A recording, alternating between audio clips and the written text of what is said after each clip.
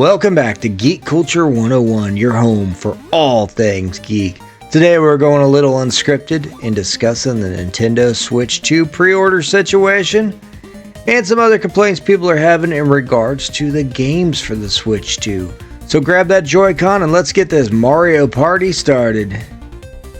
So as many of you know, the Switch 2 was originally supposed to come available for pre-order a few weeks back, but Nintendo delayed it, claiming there was concerns of the market situation due to the tariffs and other stuff. Which, I'm skeptical that was the reason, but who knows with them. Anyway, finally, on the 24th, pre-orders went live. Most retailers doing so at midnight. I believe GameStop did it at like 10 a.m. Central Time, something like that.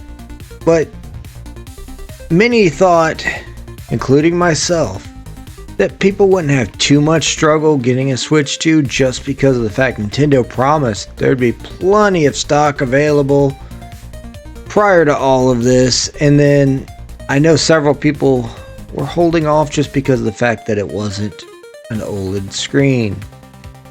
Well, pre-orders came up. Many people, not myself, but many people, including some big YouTubers, all logged on to multiple sites, multiple apps to try to grab Switch 2s. Well, some of them got in a line at, I believe, Walmart and maybe Best Buy, and it said to please hold and they would get their turn to pre-order. Or some would go on to put it in their cart, go to checkout, and it would say something went wrong. I believe that was Target that had that happen the most. But the ones that were in the line oftentimes found that they waited and waited, and then it said no longer available. Wouldn't that be frustrating? Well, it gets worse, because I know several people actually managed to pre-order them, only for a few minutes later get an email saying that their order had been canceled. Apparently, many retailers oversold what supposedly they had available for pre-orders. But the odd thing is, over the last couple days, I've just been watching out of curiosity, and Walmart's had pre-orders come back available several times. I don't know if any of the other retailers are. I've been kind of watching, but since I'm not purchasing right now, I haven't been too crazy on it. So it was kind of interesting. What are your thoughts on the whole pre-order situation? Were you able to grab a Switch 2 pre-order or not? Post in the comments. So, with that said, I know a lot of people are also a little irritated that some of these people are buying multiple copies of the consoles. Rather, they are buying multiple pre-orders for multiple consoles.